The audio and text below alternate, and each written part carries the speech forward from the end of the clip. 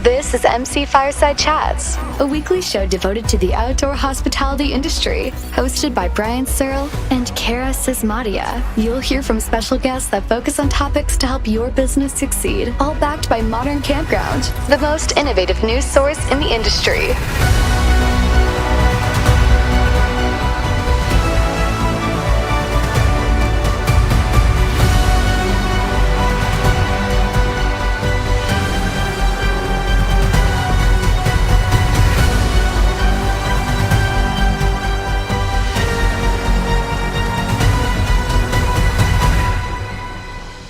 Welcome, everybody, to another episode of MC Fireside Chats. My name is Searl with Insider Perks and Modern Campground, I guess. But here, normally, as always, with Cara Csizmadia, my co-host from the Canadian Camping and RV Council. She has just messaged me and said she's running a few minutes late. She's sitting in one of her many amazing board meetings that help further the industry here in Canada. So we're super excited to welcome her in a few minutes as soon as she finishes up that call. But in the meantime, we have a ton of awesome guests here. This is our kind of weird, odd show. That's our fifth week that happens on those months that have that extra Wednesday in it. So we've got not any recurring guests like you'd normally see on our show, but we have a couple of super cool special guests here that are primarily, I think, involved in the glamping industry, but really from all corners of the world. So really excited to let them introduce themselves and talk a little bit about glamping and camping and the things that are happening in their respective areas. We have, and I'm definitely, we've already discussed this prior to the show airing, going to mess up probably everyone's name here except Stephanie's. But Giacomo, did I get that right? Giacomo is from Italy. We've got Valentina from Serbia? Croatia.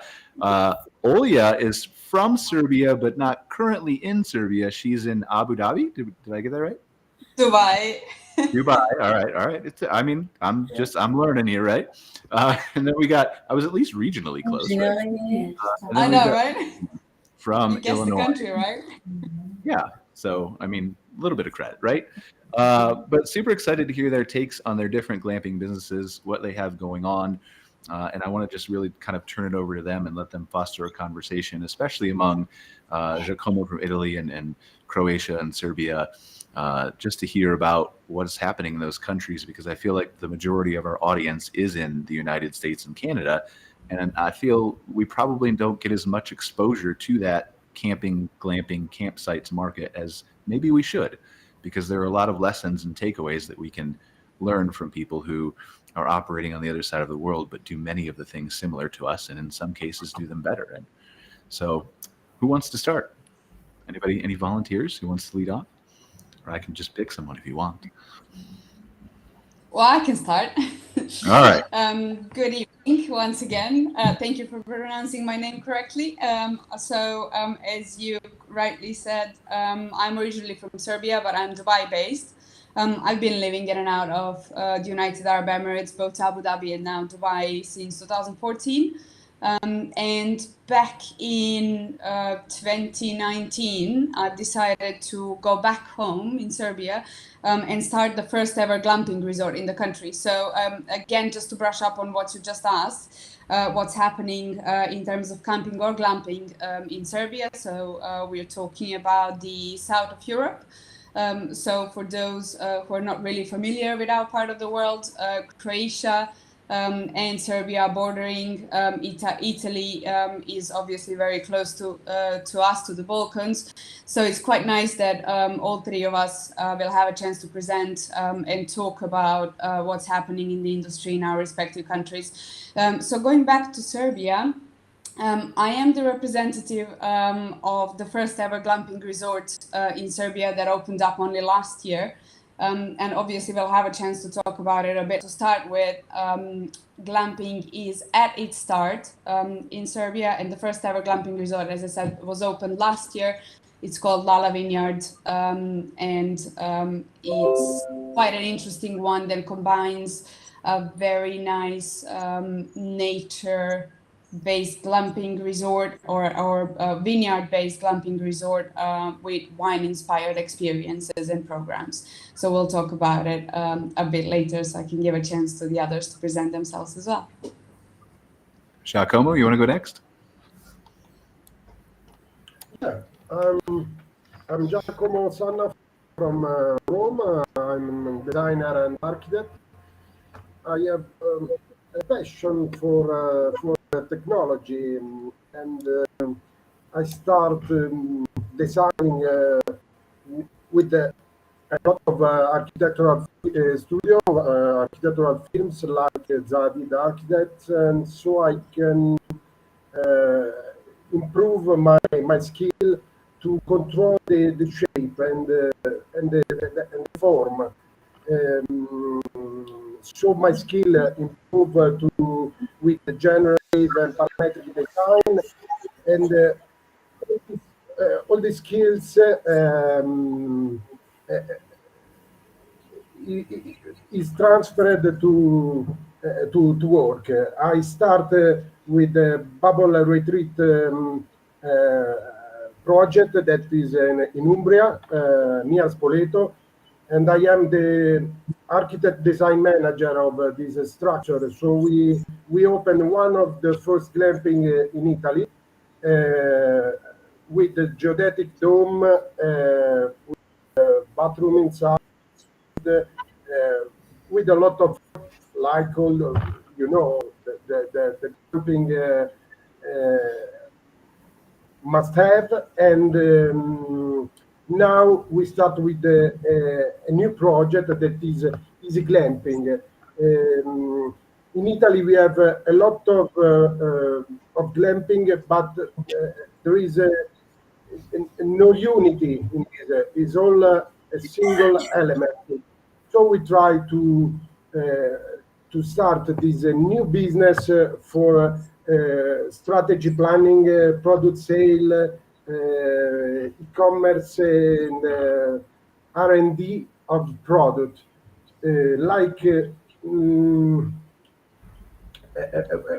We try to be a new player in our country.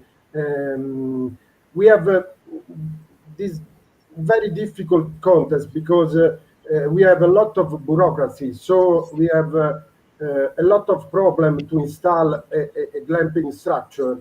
There is a lot of law in Italy that give us a lot of problem to improve. But anyway, we are really proud about our new project, and we are developing a new solution with a lot of R&D, with 3D printing and with the AI to help us to find new solution for glamping and for constructor system about glamping. So we have our design deposited. We have a lot of a new idea that we want to propose and share.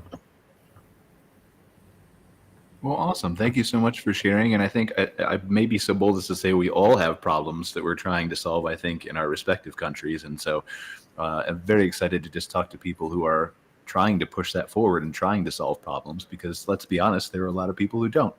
So it's great to talk to a group of people here that are definitely trying to do that. So Valentina, do you want to go next? Yes, thank you. So I'm Valentina Kožarić. I'm from Croatia. So I work in Camp Omišalj. I'm front office manager. And Camp Omišalj is on the island Krk. So it's the northern Adriatic Sea. This camp in this shape now is there from 2018, and from then we are every year we are trying to make something better and something different. We have at the moment 138 mobile homes, so it's like a tiny home. You have inside 2 bedrooms, 2 bathrooms, so one living room and a kitchen. And we have also in the campsite around 300 pitches. we call them pitches, but in US they told me it's a site. So Yeah. we are completely covering. So if you have motorhome or travel trailer, you can come to us, or if you don't have anything, you can also come to us. And we have so on Croatian our categorization, the highest level in camping, the biggest quality is if you have 5 stars, and we are one of the campgrounds with 5 stars. Awesome. Congratulations. It's Thank so you. great to have you. I can't wait to talk more about your pitches. And you're all right. It's campsites or RV sites over here, but I kind of like pitches better. So maybe we'll try to convince the Americans and Canadians over here to change their lingo. Can we do that, Cara? You're from the National. Welcome, Cara, from the Canadian National Association, who is my co-host here. Just to catch you up a little bit, Cara, we've got Giacomo from Italy, who has been working with Bubble Retreat and is a awesome designer of really cool 3D things that we're going to get into, some glamping designs and stuff like that. It's really forward thinking. We've got Olja, who is, let's see if I can get this right, originally from Serbia, but is now in Dubai. Wow. Did I get it right this right. time? All right. I said Abu Dhabi the first time. And then we've got Stephanie, who still has to give her introduction in a second. Stephanie, we didn't forget you, from Illinois. And then we have Valentina, who just introduced herself. She runs a camping, well, what is it? Wait, is it camping sites? Like, I mean, I know they're pitches, but they're campsites is what you refer to. Yes. The campground. Yes. Okay. Yes. Who runs a campsite that also has a little bit of glamping and accommodations in Croatia. So we got a really good, cool little show here going on. I'm super excited to dive into this. But Cara is from the Canadian National Camping Association, Canadian Camping and RV Council.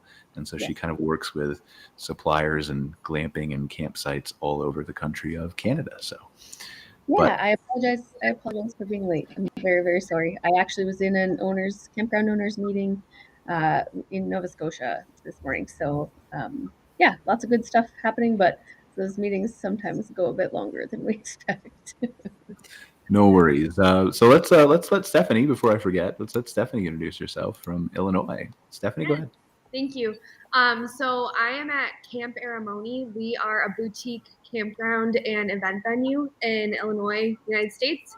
We have 11 glamping units. They are safari-style tents that we worked with a company based in South Africa to bring in. We also have our event venue, which is located on the site of a former brickyard.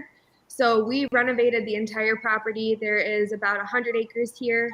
And we do a lot of events, a lot of weddings and corporate retreats. So when they have their event with us, they can also stay on site in the 11 rooms. We're kind of the first of our kind in Illinois, as well as the kind of greater Midwest area. So we've seen really explosive growth this last year. We're about 2 years old now. So it's been super exciting. Awesome. So I think I want to start with you, Stephanie, just because you're in Illinois, and admittedly, I know, as I've told our guests before the show starts, I know way more about the glamping and camping industry in North America than I do yet, hopefully, as I continue to grow and learn in Europe and around the rest of the world. So I'm interested, one, how do you get into glamping? First, and then two, what interests me too is, since we're talking about globally, how do you end up sourcing your glamping accommodations all the way from South Africa? Yeah, so Camp Aramoni is my family's business. It was my mom's idea, and she had been on a farm that offered pretty primitive cabins and had a great experience there, and wanted to bring something like that to our area. We're by very popular state park, so there's a lot of tourists that come through this area. So once we had the property, she actually went to the glamping conference over in Colorado, and she met with a lot of different vendors. She met Bush Tech Safari and the guys from there, and the rest is history. And there was a second question, right? I already forgot it. I mean, I think you maybe kind of answered it with Bush Tech Safari, but how do you end up, of all the, because I was just at the glamping show. I don't know if you're at the most recent one. And for those of you in Europe, there is a glamping show in the UK, but we're talking about the glamping America's one that happens in Denver, Colorado every year and has been going for about 5 years. But I don't know if you were at the most recent show, but there was, I think, to our count, 77 different accommodation types set up outside. So how do you go through all that and look at it and decide that Bush Tech Safari from South Africa are the people for us? I think just quality, seeing the construction of the tents, the materials that they use, and the success that they've had worldwide with other resorts. It was a pretty great partnership from the beginning. And we had concerns about winter because winter in Chicago is very, very cold.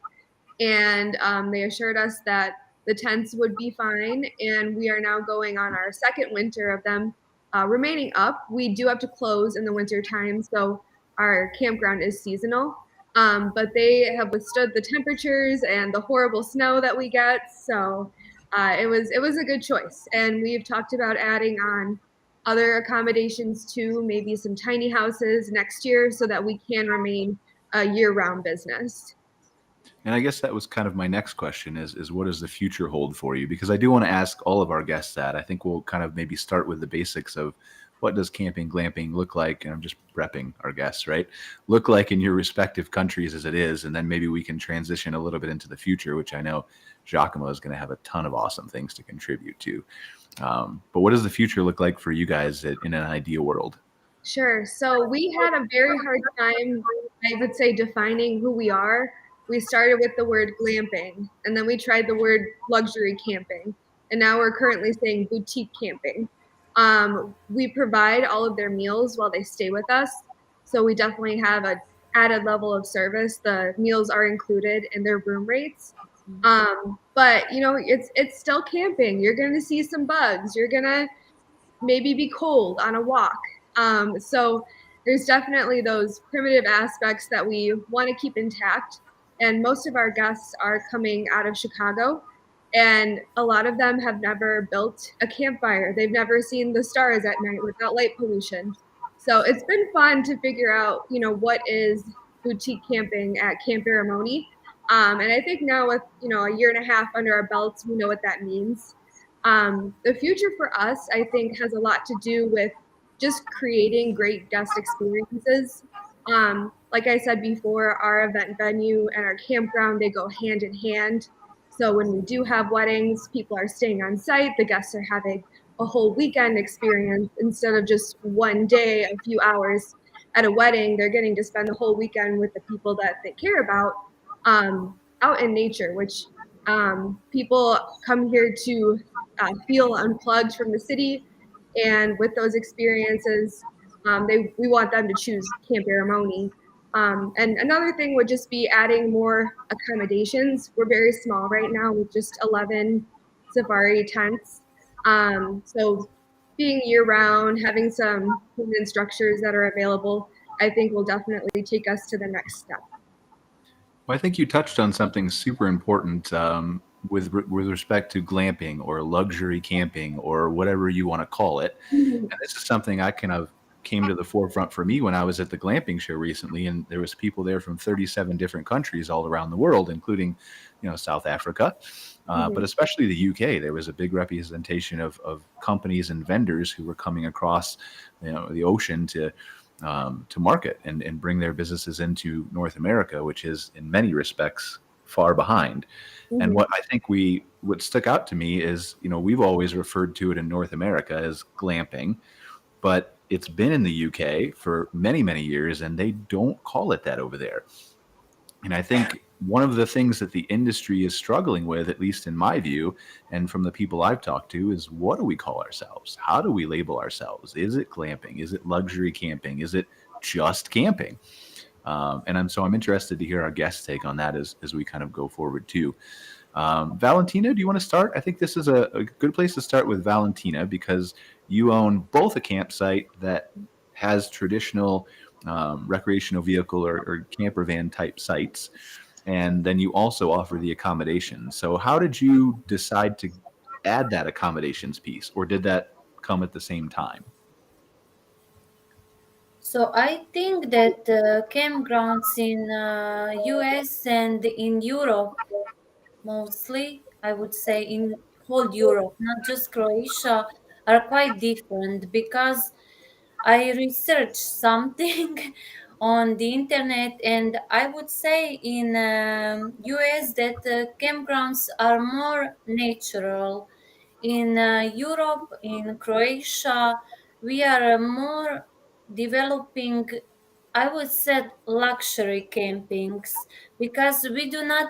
There are some campgrounds have these glamping tents, but more and more uh, campground owners or companies they would like to have these tiny homes. We call them mobile homes, Yep. and at the beginning we decided to put some mobile homes in a campsite and some for sure you have to have beaches because older people, for them, if you don't have beaches or just one area where they can put their motorhomes, it's not for them camping.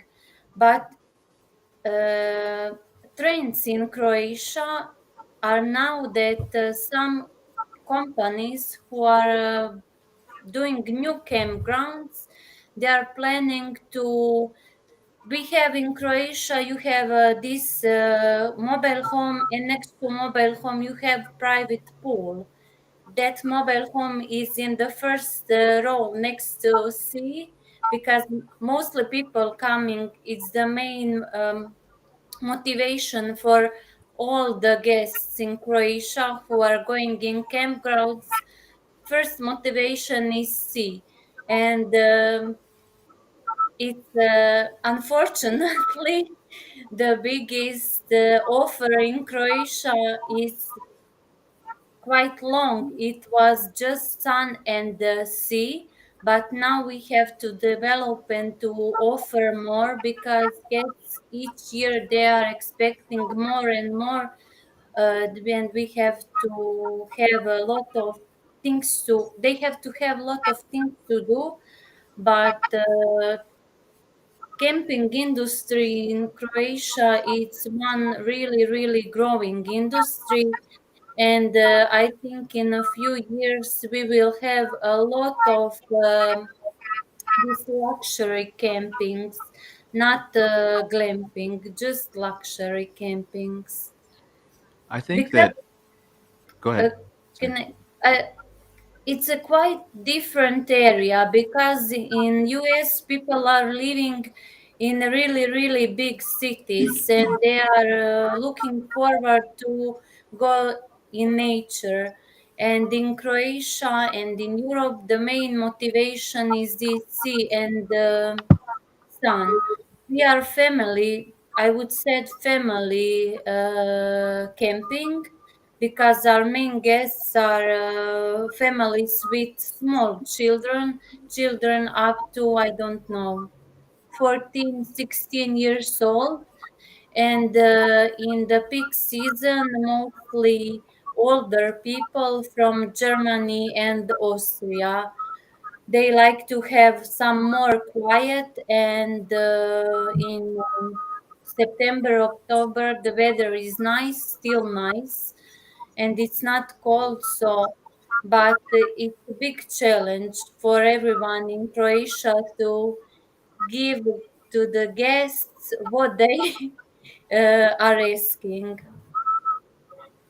Yeah, I think in many ways we are a little bit similar in that you're right that you did that research, and there are a lot, and maybe Cara can talk about this too in Canada. There are a lot of there's a lot more land over here in the United States and Canada, first off. And that, I think, allows us to have a greater diversity of camping experiences than Europe would, by just the very nature of there's so much extra space to put everything. And so you're right, we do have a lot of rustic style experiences that are in Canada and the United States, but we also do have those luxury camping resort experiences too. We have, we do marketing for campgrounds that have huge water slides and wave pools and hundreds of cabins and all kinds of entertainment at their properties too. I would say that those are definitely in the minority. But you're right, they are growing, just like you're indicating that they're growing in Croatia. And I think there's a lot of similarities there. More people are interested in getting outside. People's expectations of that are, as you indicated, changing as we move forward. I've been and done this. Now I maybe want to do that again, but add something to it. And it's really fascinating to me to hear that they just kind of want to go by this. Like, I think that would be the behavior to go by the sea in the United States, except the sea sometimes is really, really far away, depending on where you live in the United States. So, yeah, I agree. I think it's really interesting to note that there's some interesting parallels around demographics, specifically, the family, catering to the family dynamic and things like that. We're seeing all of that stuff over here for sure too. But yeah, we do have, I suppose, a significant advantage in terms of tangible space to spread out in, and that does provide us with a variety of landscapes and things to go and seek out and see, right? You can plan a trip around going to the Rocky Mountains or, seeing Cape Breton, or there's so many different natural landscapes, and so that allows us to have a ton of diversity that way. But I think overall we have a lot of more similarities. Typically campers want to be outside. They want to experience nature and disconnect from, chaos of the world. And it's great or interesting to me to hear that that's the case all over the globe. All right. As always happens during our show, Cara, there's something crazy that has to happen. And that is that it is -18 Celsius here in Calgary. And yes, my dog needs to go out right now, apparently. She's decided to do that. So I'm going to turn it over to Olja for a second, because Olja, and I'm going to be listening, and I'll be right back in a second. But I'm really interested to hear how, living in Dubai, being from Serbia, but what made you kind of decide to go back to your roots, so to speak, and begin a glamping business in Serbia? Yeah, I literally don't know where to start now, because through the previous presentations, I picked up on a couple of things that I really want to kind of expand on as well. So I'm just going to go back to your question first. So I've been living in the United Arab Emirates since 2014. And at about 2016, actually, the UAE and Dubai in particular started developing glamping resorts on the northern side of the Emirates. And now you guys might not be aware, but United Arab Emirates has actually 7 different emirates. They're like a small republics, kind of independent, but then joined in together. And the northern Emirates are quite nice. They're quite rocky. They're quite mountainous. They're different landscapes. There's a bit of desert, and it's quite nice. They kind of started investing a lot in tourism. And one of the emirates that really, obviously, is Ras Al Khaimah as well. So they started developing all these different glamping resorts. And it kind of sparked an idea for me personally, thinking about my own homeland, which is Serbia, and the nature we have, and camping industry, camping and both glamping, now talking about both. And I do think there's quite a lot of difference between the two, and I'll expand on that a bit later. I realized that we really haven't done much. Now, Serbia is not naturally a destination that you think of going on your holiday when the summer comes, or in the autumn, or whatever. Now, obviously, due to our own fault, we kind of never considered tourism as an industry that is important enough for us to focus on. But that's changing, and that's the whole beauty of this story. So we've finally started, all of us collectively. We've started investing in tourism, so there's a lot of projects, there's a lot of infrastructure being developed at the moment, and not only hotels, but whole new destinations are being activated recently. The east of the country is getting quite a lot of support from the government, and obviously government is really trying to push forward and to put us on the map of the world travelers. Now, simultaneously, my background is tourism, hospitality, and event management. And as I was living in Abu Dhabi previously and here in the United Arab Emirates, as I said, having witnessed the rise of glamping here in the country, I thought, why wouldn't we in Serbia do something about it? Because clearly we have something to show to the world, and I know people will be happy to come and explore our nature that is completely untouched. And not only that, the world travelers didn't know and they were not aware of the natural beauties that Serbia has to offer, but not even Serbians were aware of the natural beauties we have in our own country.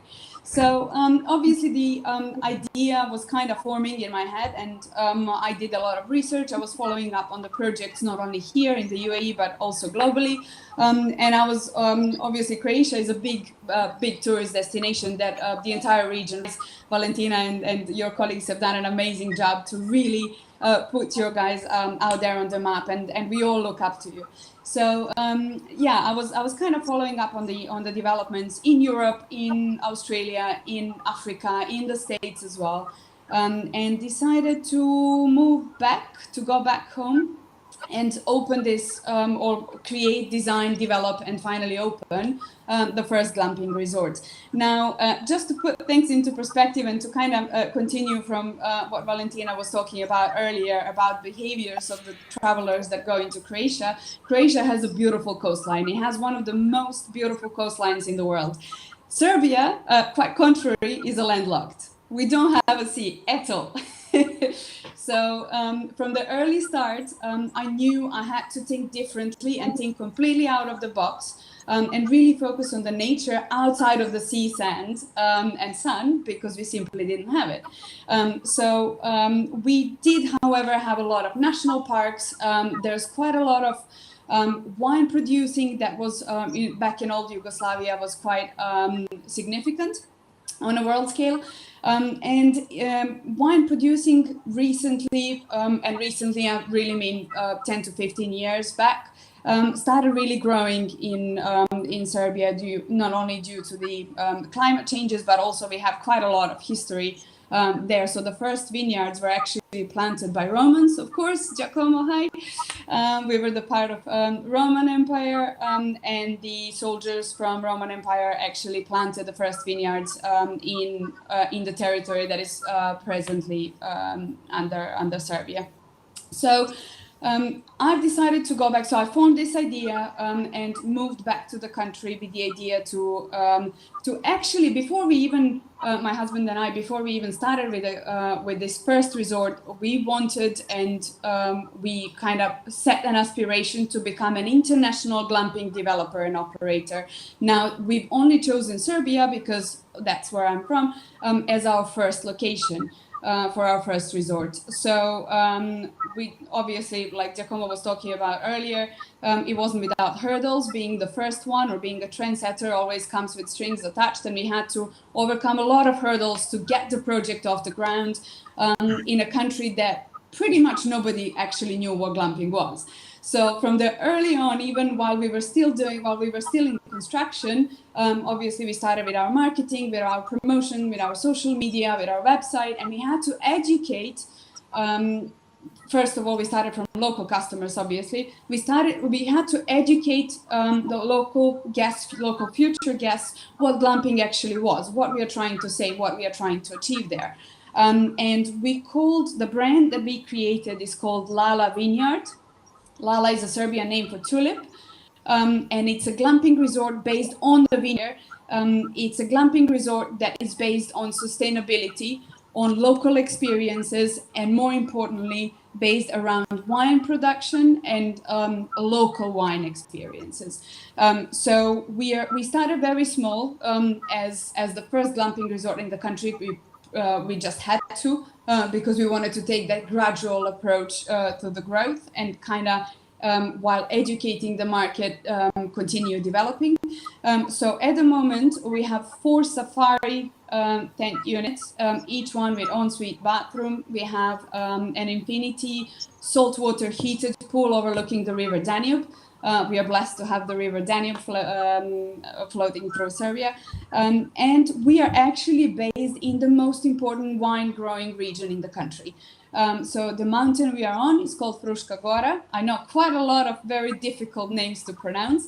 And I'm not expecting you to remember. Although, Brian, I might have a little quiz for you at the end.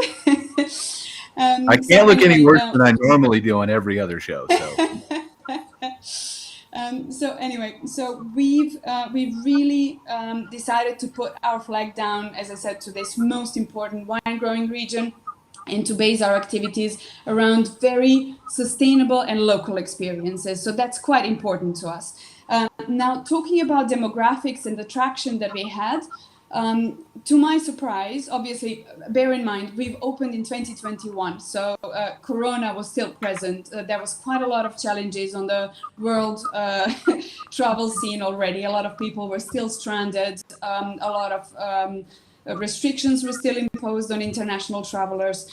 So even in those conditions, we managed to attract, even in the first year of operation, we've managed to attract 30% of international travelers. And when I say 30% of international, I really mean it. Everywhere from Canada to the States, to South Africa, to Australia, and everything in between. So and the feedback was amazing. And interestingly, we've actually attracted, similar to what Stephanie was talking about earlier. So you guys are close to Chicago, so you have the Chicago as your main market. It was quite similar for us. So in still a pandemic world back in last year, people were really out to go in the nature, to spend time in the nature, but obviously without sacrificing all the commodities that they're used to. They didn't want to sacrifice, or they didn't want to go into a facility that doesn't have a bathroom, or they didn't want to be disconnected. They wanted to be still connected and have Wi-Fi. They wanted to have nice facilities and the pool. So we had a lot of people coming to us just because we had all of that. So we have Wi-Fi, we have a pool, we have really nice luxurious safari tents with bathrooms, and obviously sustainability was quite an important factor for us from the beginning. So we went far and beyond making sure that because we are the first glamping resort in the country, we really wanted to make sure that we do it right. So from the start, we've invested quite a lot of funds through a development phase to make sure that we are sustainable, that we are recycling our water, that we are treating our wastewater so it could be reused for irrigation, and so on and so on. So there's a number of initiatives that we introduced there. But yeah, talking about demographics, we've realized that our biggest markets are actually big urban centers, not only our capital, Belgrade, but also big urban centers from around. So we had people from London, we had people from Paris, we had people from Dubai as well, we had people from Sydney. So all of these big urban areas, travelers who really wanted to escape into the nature, have a real, true local experience, and they really enjoyed staying with us. Will you talk a little bit for me, because it interests me specifically, but I've heard it from other businesses, both in glamping and outside glamping, especially at this glamping show we just went to in Colorado. They were talking a lot about off-grid sustainable solutions. This is important to me personally, right? But talk a little bit about the benefits you see, not just from an environmental standpoint, from a business standpoint of doing some of those things. You know, I think travelers are becoming more sustainable friendly as well, and especially after the pandemic, I think we all started to question our holiday decisions as well. Are we right in going to cruise ships? Are the cruise ships good for the environment? What are we actually doing to make this world a better place? And then you all remember drone videos of cities that were completely empty during COVID times, and then we had a bit of more snowfall, and everybody was started questioning whether the temperatures and the winter and the amount of snow we were having in our ski centers was directly linked to reduced traffic and not so many planes flying during those years. So I think I kind of hope that we all started to question our decisions and our impact on the environment, not only in our present lives, but especially when we are traveling, when we are flying, how we are flying, how are we getting to destinations, where are we staying, are we eating local food, or are we tourists, are we actually contributing to local economies, or are we not? So going back to your question, I think it's not cheap. It takes a lot of effort and a lot of funds to produce or to create sustainable, environmentally friendly environment when it comes to glamping. I'm gonna talk only about glamping now because we are not really so much into glamping. And I'm gonna take it from my own example. So, for instance, what was really important to us was to make sure that we absolutely minimize the use of the concrete wherever possible. So we did. Also, being local, being in Serbia, being landlocked, being in a country that is not so popular as a tourism destination, we really wanted to showcase the true, or as I like to put it, charmingly local elements to our travelers. So when they come and stay with us, they go home and they bring those memories that they could only have if they were with us in Serbia. But more importantly, from the early beginning, we were not only developing Lala Vineyard as a glamping resort, but we were developing really a community around us. And purposely, we have not designed ourselves as all-inclusive glamping resort. We said, okay, we're going to provide you a breakfast. We're going to provide our guests breakfast because you're hungry in the morning. You need to make sure that you're fed. But we really want you to go and explore. We want you to, first of all, try some local cheese and meats and milk and eggs from the farm that is right next to us. We only serve local wine that is sourced 50 kilometers around where we are. We have a really good cooperation with small suppliers around our location, being that suppliers that supply experiences, or they have a farm so they can provide a horse riding experience, or obviously being in the most important wine producing region in the country, we have a cooperation with over 12 really and high top quality boutique wineries around us. So everything we do serves not only for our own promotion, but really for promotion of a destination and that entire ecosystem, because then we talk about slow tourism and we talk about sustainability, really. Giacomo, I'm so sorry it took me 40 minutes to get to you, and I really want to keep asking all of you questions for probably hours, but I know especially Olja is up super late, and we appreciate your being here. So I don't want to take more than my allotted hour time, but Giacomo, it really is interesting to me what Olja is talking about, and some of the other people are as well. You know, we struggle to define this word glamping, but I think it really is more about the experiences, at least it is in North America, and from what I think Olja just described, it is the difference of something that really stands out to the guest, to the consumer, and whether that is arranging local travel with, you know, horseback riding or hiking, or, you know, all inclusive if that's what your thing is. You know, so many different ways that you can do this, sustainability being another one. Just something that really sets you apart, sets the guest experience apart, I think is what really is going to help drive this industry to even further heights, whether it is in the UK where they're ahead of us, or in, you know, North America or Croatia or Serbia where we're just kind of getting started in this, right? But Giacomo, talk specifically about, and I know your expertise is more in the design of, you know, what caught my eye first and why we reached out to you with some of those amazing designs that you have with 3D printing and technology of what glamping accommodations or experiential hospitality might look like in the future. And I think just as much as sustainability is, and local curation is, and experiences are, I think that experience is where I'm staying, what my accommodation looks like, how it's designed. So touch on a little bit about what you do and where you think the future of glamping is going. We must start. In Italy, we have this big problem about law. We have an national legislature, but it was not raised it from a region and a municipality. So we are moving in this context. We can do only temporary structure with no foundation, and so we have a lot of limits to move. In this context, as Olja saying, the sustainability, the off-grid solution, and the insulation of this structure will be the future of development. And we are trying to use this new technology. So the 3D printing must be is like a 3D traditional construction. So in Italy, we can't use this technology to make a tiny house or something similar, because we need a lot of authorization that can be done.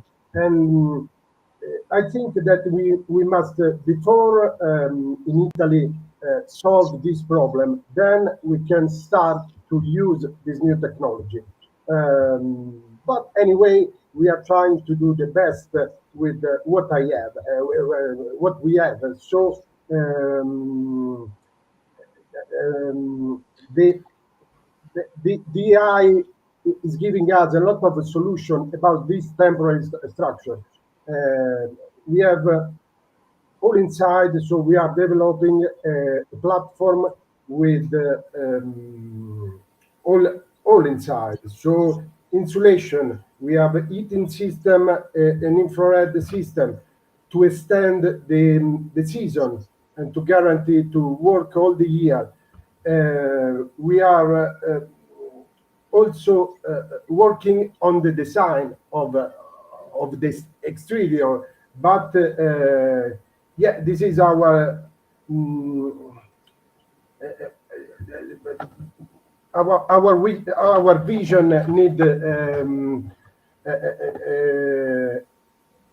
need to solve this problem.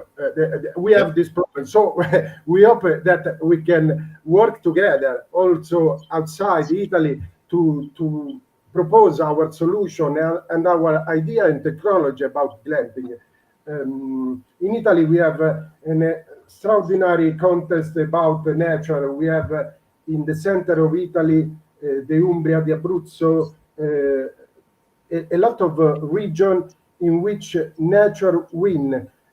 We have also Tuscany, but in Tuscany, the nature was anthropized. So we don't have the infrastructure, the hospitality infrastructure. So the glamping solution will be the future of alternative hospitality.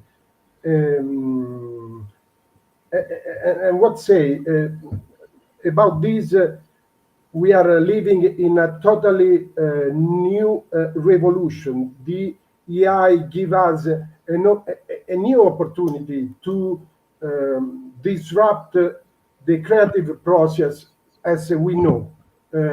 We are living in a really revolution, because this technology will change all and give us this opportunity. So in the glamping field, we can find a new solution. As you say, Brian, we can find an unbelievable shape and design for our structure.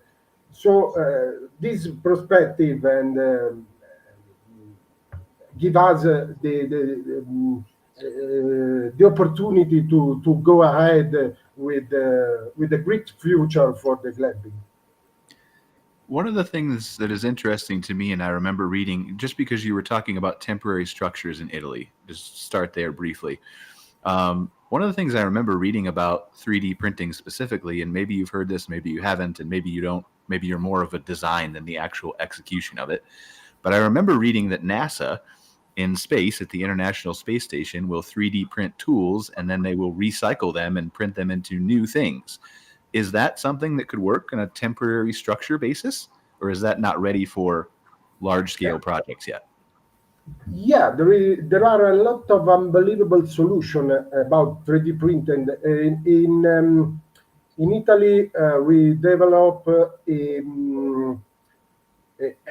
house, a tiny house, 3D printed with the material that you can find in place. So this is the revolution. In America, in the Virginia University, you have developed a solution with a seed inside the 3D printing and the heart inside the object. So when the building is finished, it will become green. The green, all the building will change as a green element. There are a lot of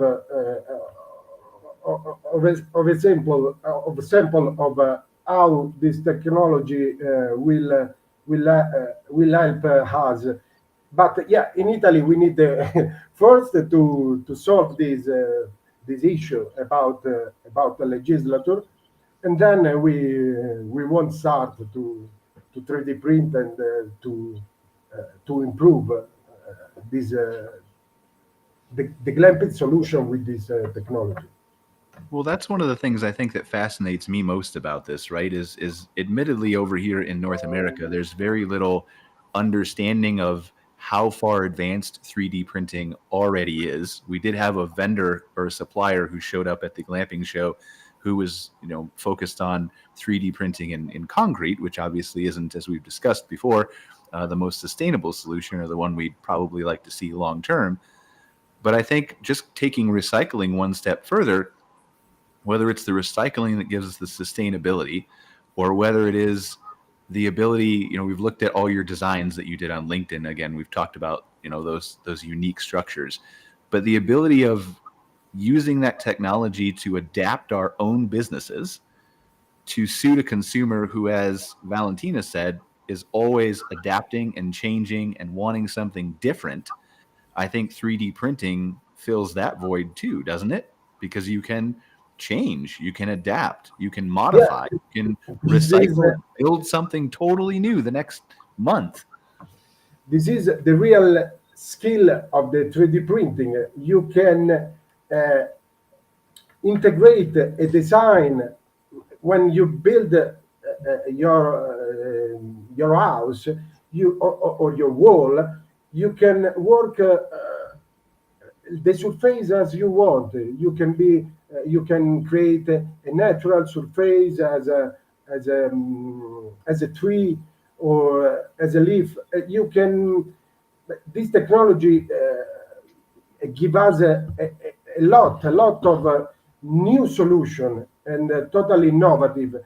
In Dubai, there was the expo this year, and an Italian company 3D print a pop-up store for Dior, and all the skin of the building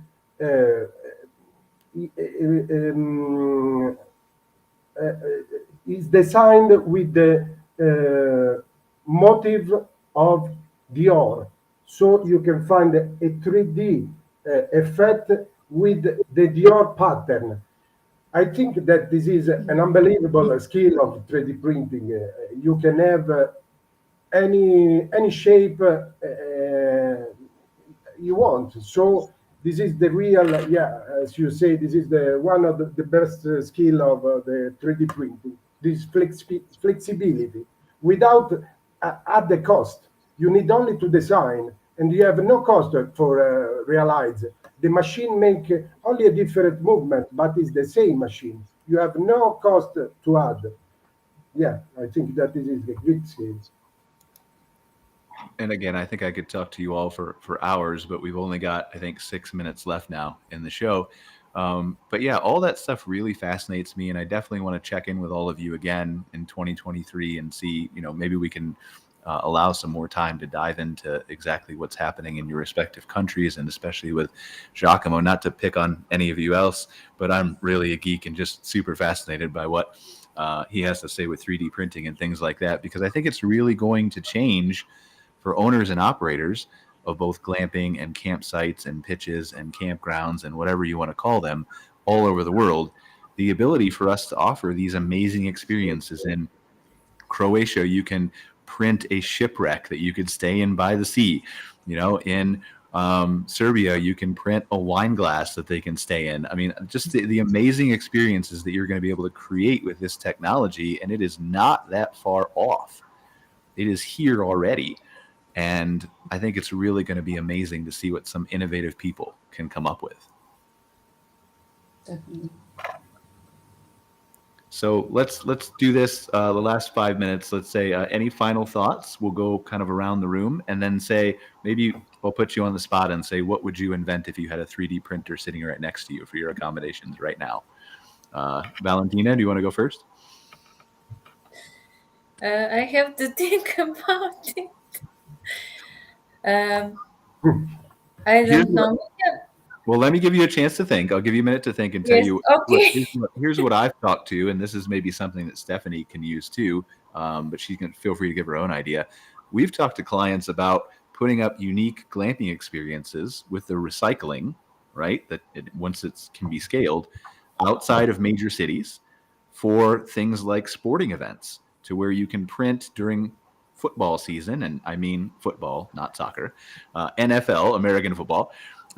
Putting up helmets and then recycling those, and maybe you can stay in a basketball during basketball season, or you can stay in a baseball bat during baseball bat season, and you can kind of print these and design them that are, you know, on temporary structures. They don't require that infrastructure, and you can put them near where these fans will go tailgating and want to have these unique experiences. So that's kind of one example that I'm interested to see if anybody comes up with. But Valentina, did that give you enough time? I would say that we could print something. I don't know. At the moment, we have some playgrounds, but I would like to have a big playground with a castle for children, because we have really a lot of children in the campground. We have also, I didn't say that, we have a little farm in our campground, and it's really interesting for the children, and a little lake.